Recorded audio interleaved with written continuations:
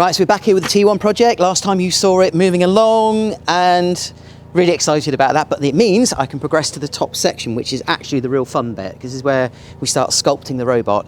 It is a glorious day today. It's really nice being outside, and you've got all the wonders of the noise of roadworks in Swindon, which actually, if you live in Swindon, you know that's normal anyway. But anyway, so what have I done? So we got this affair, which is the lower section, which it raises up. Now I'll give you a quick demo, just a quick battery, just give you sort of an idea. So lower section can do that. So at its lowest point, whoops, it is quite low down. So we'll bring it up to its higher point. Now these actuators are going to run at 12 volts. Was going to run them at 24 volts, but actually at 12 volts, I don't mind the speed. The speed's all right. So that's the kind of the lower section there that's kind of being put in, and again that's powered by this actuator here. This little affair is going to run this motor. This is just a standard. In fact, it's a Toyota windscreen wiper motor, but it's really good. Obviously, this is still mocked up at the moment. It'll all be wired up properly.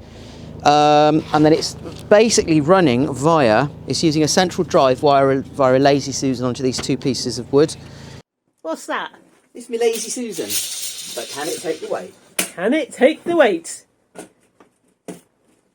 No.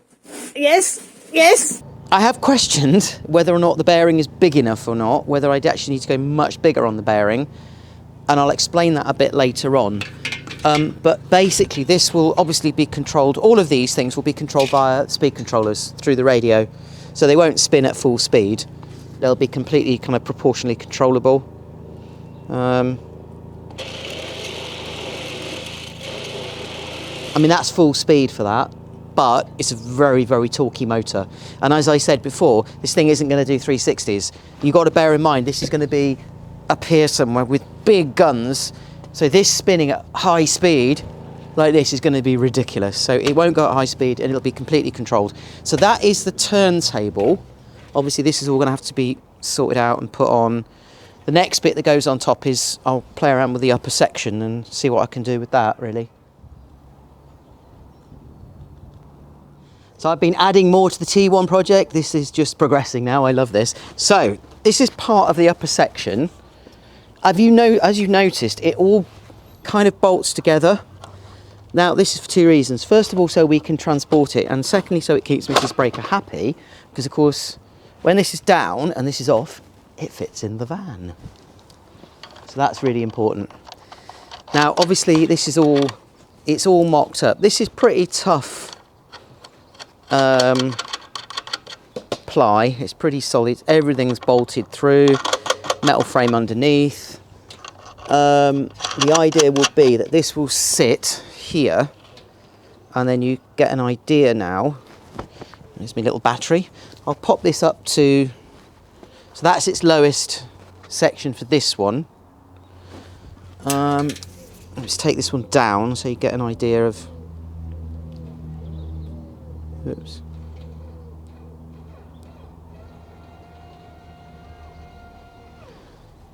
Sort of probably lowest there.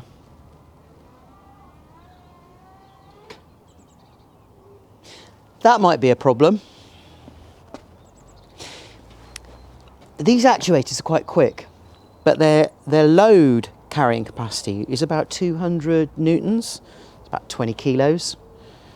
So that's going to be interesting. The other interesting thing I thought about was this bearing. Let me come around here. Bear in mind that the shoulders are going to be here, the guns are going to be out. Obviously this is clad, so I've cut a cardboard template out to give you an idea. This sits here for the upper section. It's going to be quite a long way back, isn't it? Especially the guns coming out as well. Obviously this is the reason for the rear track, but I'm just concerned. There's quite a lot of pressure put on this bearing, on the back edge of the bearing. I'm not sure whether I need to make this whole assembly bigger, wider, wider bearing. Not sure yet.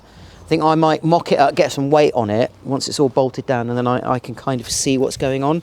Had a few problems. So I've been working on the top section, and when I built this was built with quite lightweight steel. The idea being is I was conscious that the actuators have got to be able to lift all this mass up and down. So I wanted to make it as lightweight as possible. That might have been a slight oversight, because when I came to put the pivot on the top, obviously the motor and everything is mounted in it. This does become a little bit significantly heavier. Still strong enough, absolutely, you know, rock solid, to be honest. However, the problem happened when I built this. This is the beginning of the top section. And as you can see, it sits, I'm not going to put it on properly, but it kind of sits up on here like this. Now again, no problem at all. This can lift this can support this weight. The problem happens when this is out here like this. And because I'm going to have the guns mounted up here as well, the swinging force of this mass, and this doesn't weigh that much at the moment, this is probably going to have another 10, 15 kilos added to it. The swinging force, let me pop that down there, of that mass was causing this to bend, to literally, so you were watching this, I know this is a bit extreme, this isn't fixed down, it's a bit extreme example this, but this was literally flexing like this. Not just this, the whole thing. So I've had to rethink it a little bit. Now, my problem is, if I take this out and put heavy steel in there with some really big pivot points, I don't think the actuator is going to lift this. I think it's just going to be too heavy. That's the reason, obviously, when they built the film ones, they use hydraulics. Because obviously with the hydraulics you can get much more pressure in the lift. The problem is, it's not really mobile anymore because you can't exactly carry all the hydraulics with you. Or I come up with a different system. Now, I have tried something.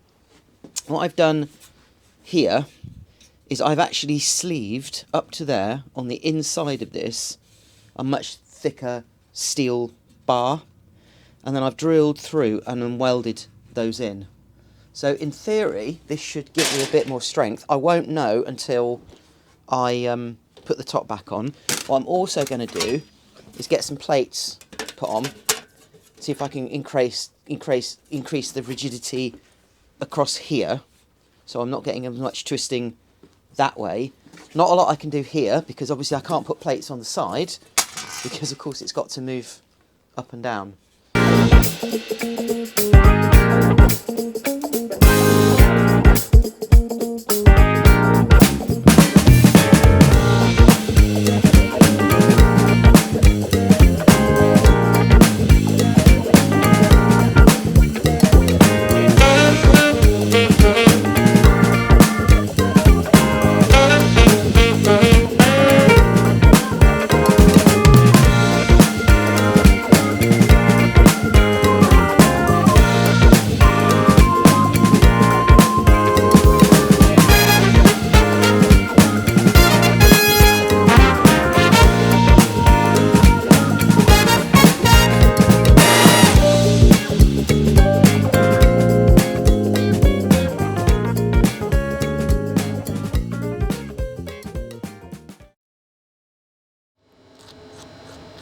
Sometimes I love my job, especially when I have to file a dragon's claw. So I'm just going over this because it's all been glue gun together with latex, and that means there's little stringy bits of glue gun the master maker has left behind. You have to get them all off, and it's so easy to miss them. So I thought I got them all off. I started painting his body, and now I've got to come back and make sure they're not there. Plus, I just want to define the claws a little bit more. They were a little bit fuzzy off the printer. Doesn't matter because they come off the 3D printer, but it just makes it look better. We're just painting this with normal System 3 acrylics. These ones, like we did the other dragons, this is going to be son of one of them, I think. Son of Steel. Oh, bit of fuzz on that too. So halfway through, I'll give you a little bit of shot after it's finished as well. It's animatronic, so it's got servos in, so we'll have to program them after. And I'm also dealing with a rock here, which needs painting too. So lots of work to do.